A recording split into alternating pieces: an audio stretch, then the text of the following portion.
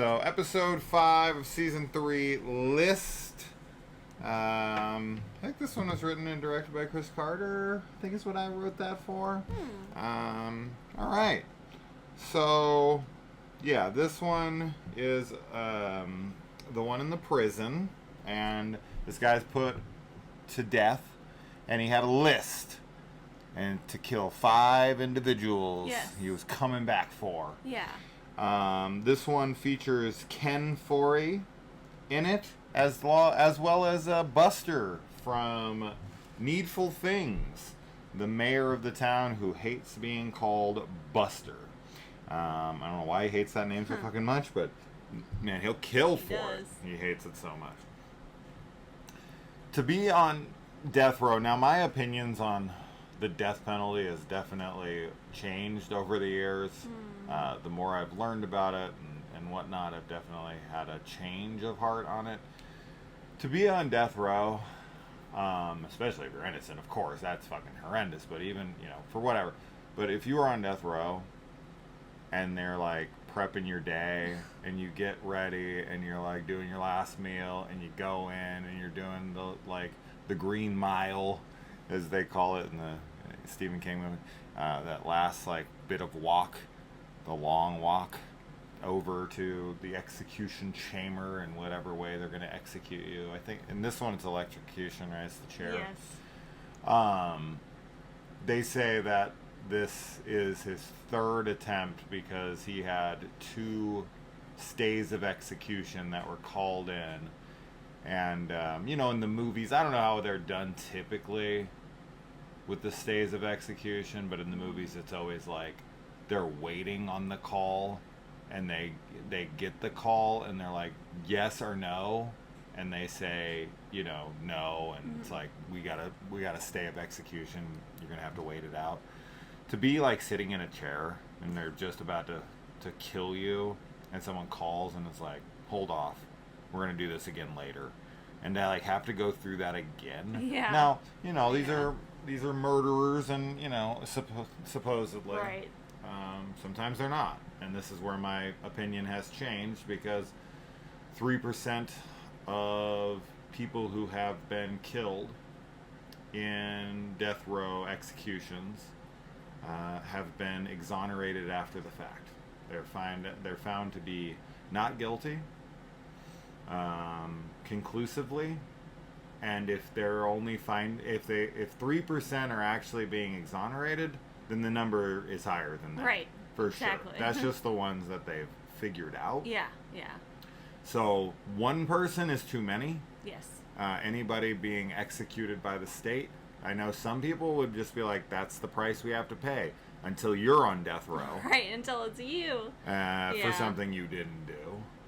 And especially if it's something that this is always the worst, is when it's a murder that's something that you have to grieve for, but everyone thinks you did it, and then you get convicted of it. Like if someone killed me, or if someone killed you, or someone killed my kids, of course I want to just grieve, and I want to fucking deal with it how I have to deal with it, and I want to be, I'm gonna have to be angry and sad and everything, but to also be dealing with the death row, to be dealing with the projection that I'm the person who took my loved one's life, so I'm not even allowed to be upset about it. Why do you care? You fucking killed her. Right. Yeah. Oh my God. It's literally the worst scenario I could possibly think of, ever. Outside of my kids being missing. That's the worst. The worst of the worst of the worst to me is your kid's gone missing and you never know what happens to them. That's the worst thing that could ever happen to a human being, in my opinion. This is close. This is a maybe close second. Yeah. Yeah, it would be... Not that that's what happens in this episode, but because we're talking about death row. Yeah. Yeah, this episode, I truthfully did not like that much. Yeah. Especially compared to the last episode. Yeah. We watched them back to back, so... Yeah. It's a downgrade, but yeah, I mean, being on death row and having, like you said, if you had to, continuously, live your, quote-unquote last day, several times, especially if you're an innocent person, that would be the worst thing ever. You know, because you'd have to go through all the emotions of I'm gonna die today, which is pretty crazy because I think most people, you know, you don't know when you're gonna die, and that's kind of a blessing.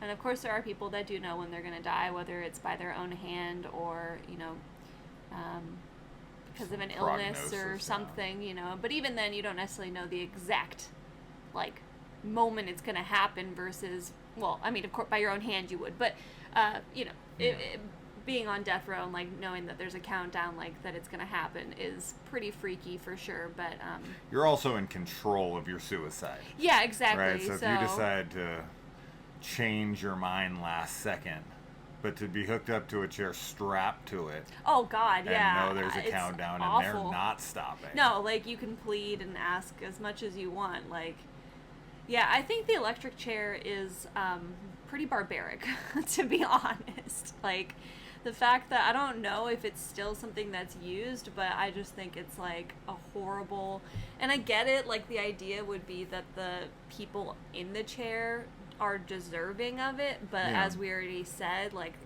that's not always the case, and at any rate, I just think it's kind of insane to strap someone to a chair and be like, all right, flip the switch. So, like, my thoughts on that is like, it really just comes down to there is no surefire way of finding out 100% if this person did it.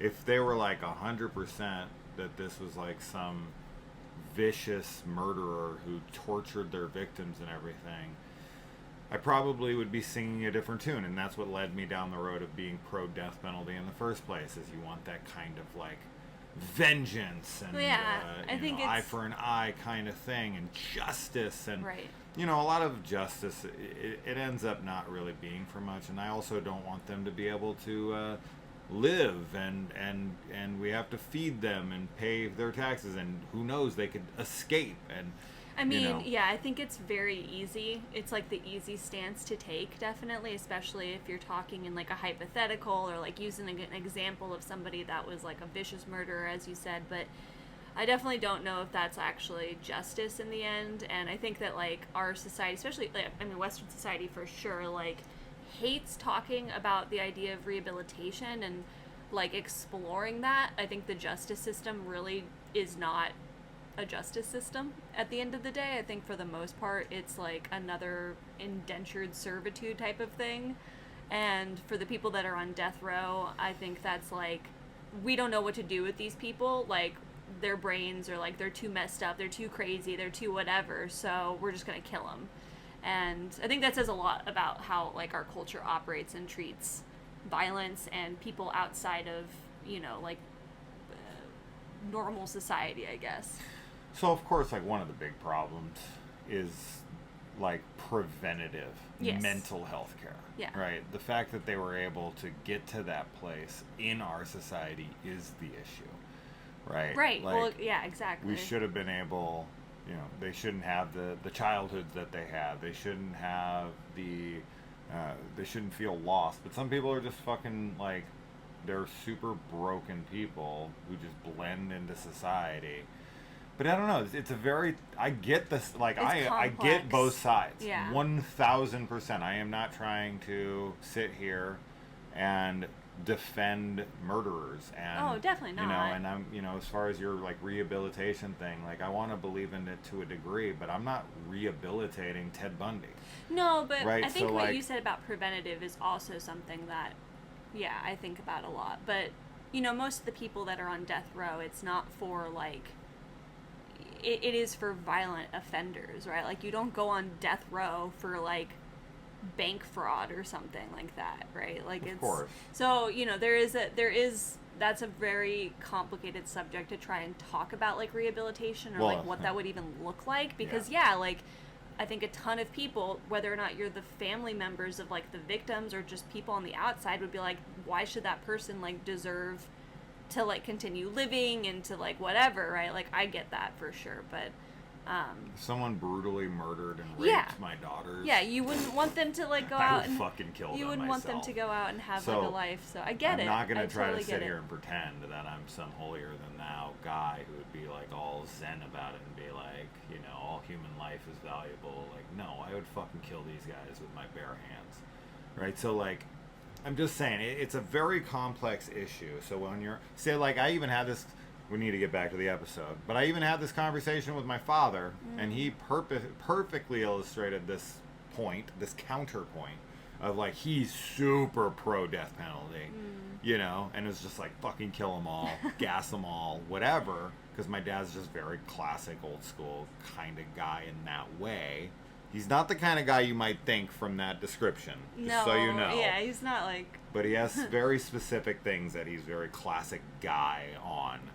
But I then asked him, if I was found guilty of murdering people, would you want them to put me to death? Yeah. And he was like, no. Well, yeah, because... And he's like, shit. And you could see it in his eyes. Yeah. When I made that point to him, he legitimately, it was like mental jiu-jitsu for him. He was like, fuck. Like, I don't want him dead. And I was like, well, they have kids too, whatever. Exactly. And I was like, what if the girls killed someone? Would you want them dead? And he's like, absolutely not. And I was like, yeah, but everyone like you would want them dead. He was like, yeah, exactly. Yeah, fuck, most I don't know. people, now I gotta think about it. Most people have somebody, whether it's a parent or, whatever, that is like, they're, they care about that person. And it's definitely complicated. But anyway, this shows up a lot in movies and TV shows as prisoners on death row and supernatural stuff happening or whatever. I mean, I think this episode reminded me and you a little bit of Shocker. Shocker mixed with Serpent and the Rainbow with, because of the guy who was in it. Oh, right. Yeah. He's from Serpent and the Rainbow. So a little Wes Craven double feature. Yeah. Bokeem Woodbine is in this as well. So a lot of familiar faces. I also want to point out that this is never a good idea with any woman, but if you've got someone as gorgeous as Dana Scully and you're walking her through a prison with violent inmates, this is just a recipe for disaster. It's very, it felt very kind of like Silence of the Lambs type of thing, you bring this petite FBI woman into a, male facility.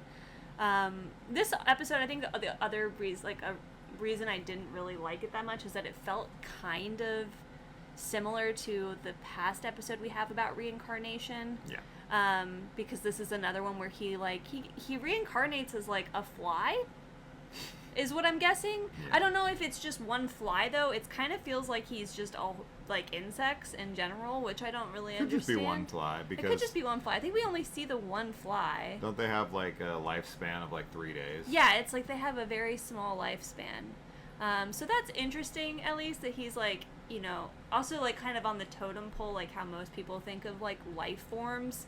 A fly is one of like the lowest life forms. They wouldn't even acknowledge that as a life form. Right. Most people. Which is stupid, because I was wearing my fly shirt earlier today.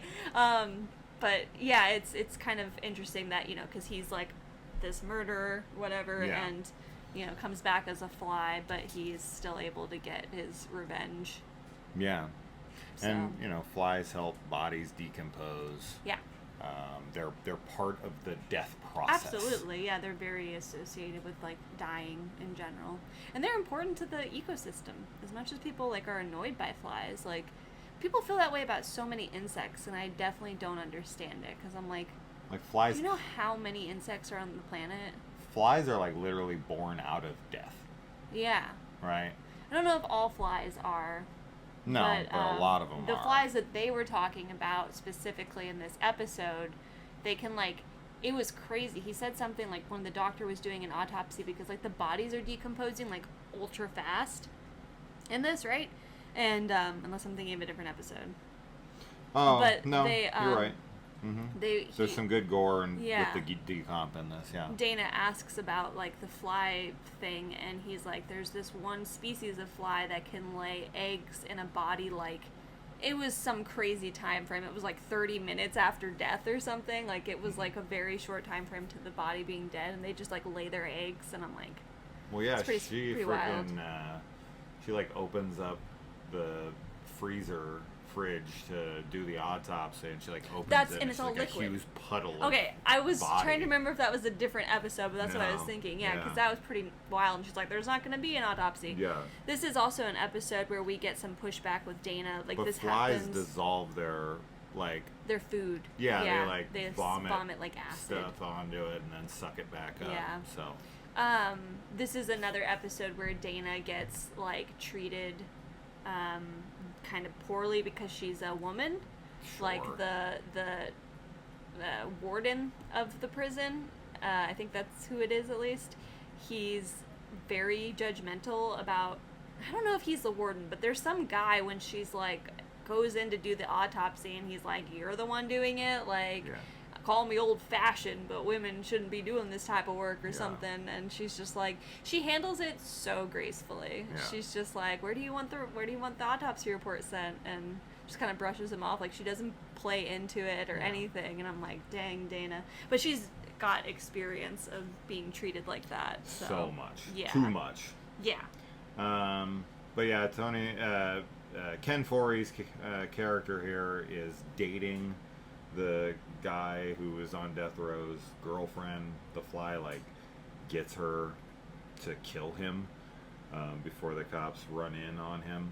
I don't know that the Fly gets her to, but she starts to, like, earlier in the episode even, or a little earlier to that scene, she starts to question and thinks that, like, he got possessed by her dead lover. So she tries to kill him. So she kills him because she thinks it's actually her dead boyfriend. But the Fly is in the room. Yes. And yeah. I thought it was like But yeah, you're right. Maybe it's having an influence, because it's like that's how he's completing the list. an influence. An influence. Yeah. Yeah. That's it. I mean, yeah, a lot of familiar faces. Mm-hmm. Lot of familiar faces. And that's it. It's an okay episode. It's fine. I like the decomp Yeah. of the bodies. It's pretty nasty, and there's some good gore there. Other than that, it's okay. Yeah. So, all right, that's it. Let's move on. Bye.